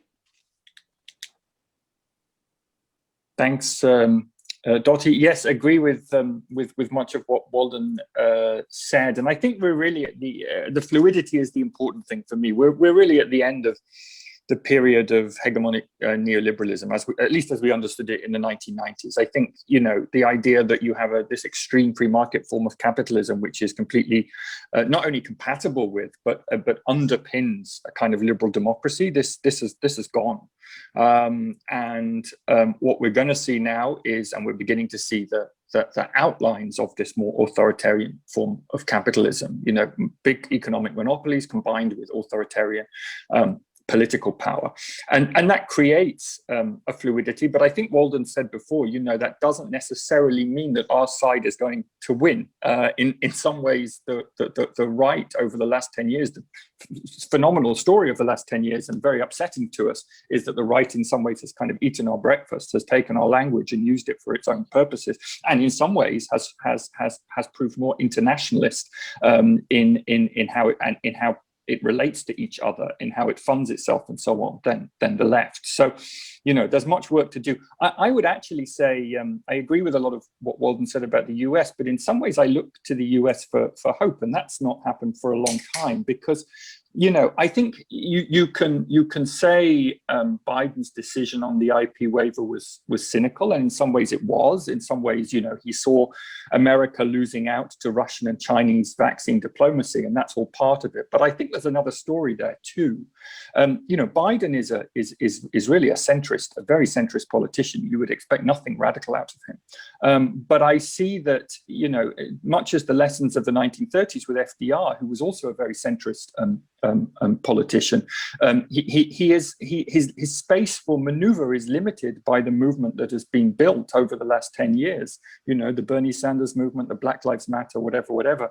You know, we talk a lot about movement building and the importance of movements in creating the political space that politicians have to move in, and that actually, you know, it's not about electing a good or a bad politician and kind of allowing them to do what they want. It's about simply, you know, limiting a politician's room for maneuver. And are we beginning to see in the United States now, and it's too early to tell, I think, at the moment, that Biden will be a kind of sensible bourgeois politician in the sense that he has to respond to the demands from the left if he wants to stay in power and he wants to try to overcome some of the deep divisions in American society. Who knows? But I think there's some positive signs there, and certainly. If you look at Europe at the moment, our centre-left politicians, our social democrat politicians have not learnt those lessons in any way. The movement has not been strong enough to force them into that, to constrain their freedom of movement and to force them to do the things we want them to do. And that's absolutely our challenge here at the moment. We, you know, with the kind of the demise of the Corbyn project here in Britain, that space has closed down somewhat, and we are now faced with a social democratic party, the Labour Party here, which feels under no pressure, it seems, from the left-wing movement. So, you know, we have an awful lot to do, and I think internationalism is one of the ways that we will do that. You know, the vaccine inequality is beginning to cut through. It is something which is beginning to mobilize people against the authoritarian capitalism, the vaccine nationalism, and so on, that's in some ways characterized the COVID crisis. So let's see. I mean, it's all to play for, and it's you know, we must, because the consequences of us losing this battle are really too horrific to contemplate. Yes, thank you, Nick. Last word from Haris. I know you're up at 4 a.m. your time, and thank you for that. We really appreciate that. I hope you can go back to sleep after this. So your last parting message. I would like just to, as it were, say ditto to the previous two remarks. And given that we are late to leave the time for others to say more summary remarks, I think what I want to share is that we are in a form of crisis that requires us to keep our eyes sharp and to look at different ways of understanding what we thought were commonly accepted ways of power being used, and look for and demythologize, delegitimate those which are being put forward to try to recuperate the globalization project. And I thanks to all the panelists for their insights and to the people who joined us for this session around the world. Thank you, Harris. Soon Kim? So I would like to share with you the case of South Korea. So South Korea has been quite successful than other countries in responding to the COVID-19 last year so far. But what we have been witnessing was that every younger generation and even the older generation chose to being a kind of share stockholder. So their identity of being a stockholder has been getting stronger than of the identity of being citizens. So what we have witnessing was that the ideology about the IP protection has been getting stronger and stronger, even among the younger generation, even during this pandemic, with government responding to the pandemic successful.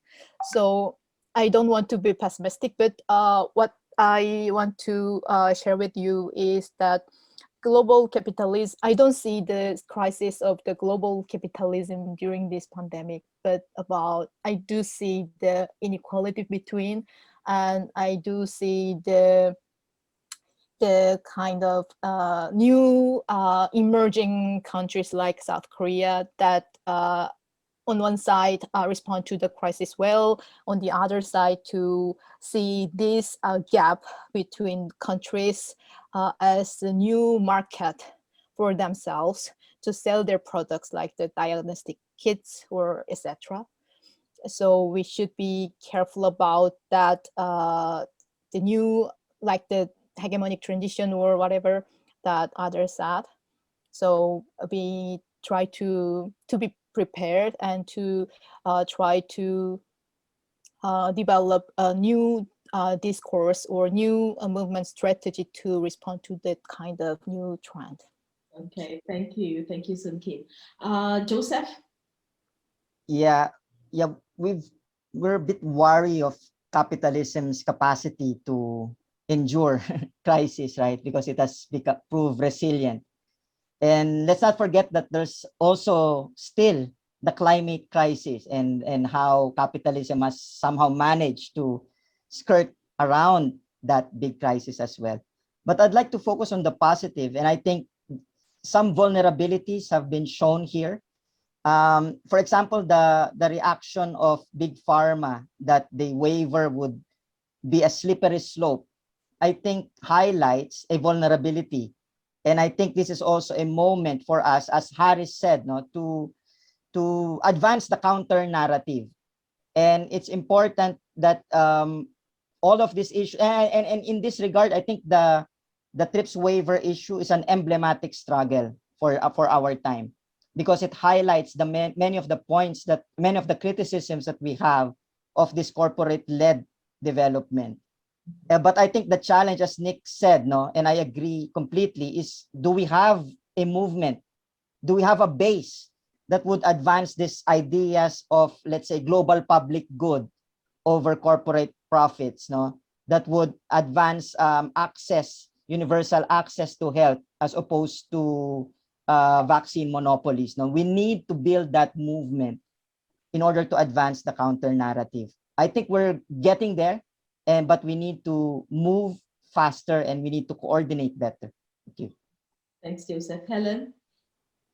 Yeah, hi. So just sort of relating to what lots of people have said, I mean, for 40 years, we were sold this myth that only the free market can ensure efficiency.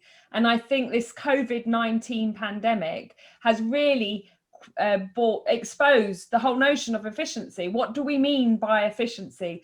Because actually, if you want if you mean efficiency in public health and welfare, then the profit motive is the major obstacle. And I think that's absolutely clear. So I would say we have a lot to do. People are talking about the collapse of capitalism, the crisis of capitalism, its endurance.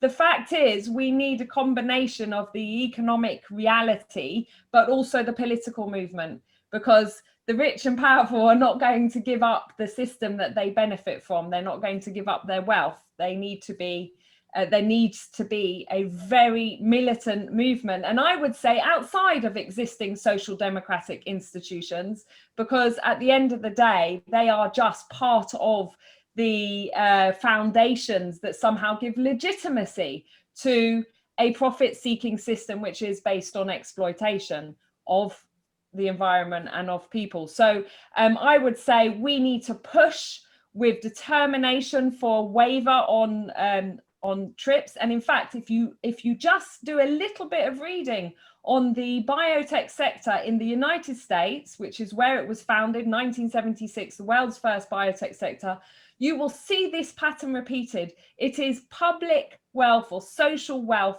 masses of state money from the National Institutes of Health poured into universities, and then all of the profits are privatized. So we have to insist that that process stops. We see that with every crisis. You know, we're always told, oh, socialism and the state's inefficient.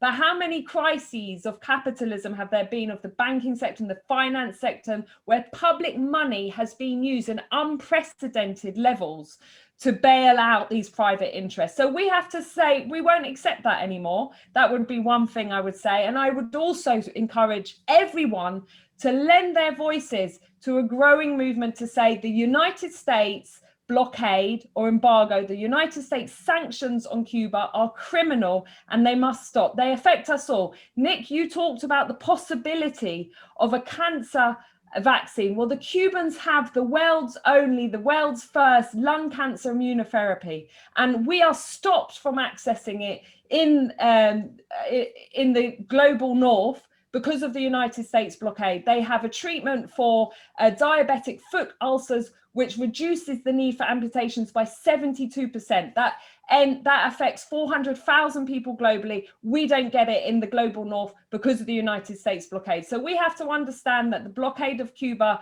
that is not a bilateral issue. It is a criminal blockade, precisely because Cuba, as an alternative, as really highlighted during the COVID-19 pandemic, is the threat of a bad example. What you can do when you mobilize resources for public interest and social welfare. And that's why we need to be supporting Cuba's efforts and ending the blockade. I'll stop there. Thank you. Yeah, thank you, Helen. I think that's a very, very important message. And I think for everyone, I will not attempt to summarize this also because we don't have time anymore. This shows as well that while the big business is not wasting this crisis for making money, we should also use this crisis to build, strengthen, and broaden our movement. And we have that opportunity now and a challenge as well. So let's do that. We have all the campaigns, some working groups within AEPF have direct campaigns that are responding to that challenge. We have the campaign on the UN binding treaty to stop corporate impunity. We have a campaign on various free trade agreements, and then also building solidarity between Asia and European movements. So in the next days, we still have 3 forthcoming plenaries. I just want to give a shout out for those. Tomorrow, we have the plenary for income security options and choices, money, money, money, but that's not all. On Saturday, there's a plenary for peace and security in Asia and Europe situation, what needs to be done. And on Sunday, we have the plenary from the democracy cluster, the right to dissent must be at the heart of democracies. And finally, on Monday, we will bring all these discussions. We have put this together as a people's agenda. We will present it to the parliamentarians, our champions, our allies in the various parliaments in both Asia and Europe. So we'll have that interface with parliamentarians on Monday. So thank you very much to all our great speakers this morning. This is indeed a privilege to work with you all in this panel. And thank you for everyone who joined us, for the translators in Khmer, in Bahasa, and Vietnamese. Thank you for your hard work. This is really excellent. And everyone, let's see each other in the next session. To our tech team, Chubby and Kathy, thanks a lot for your work. And thank you very much. Let's move to continue building our power together. Bye-bye.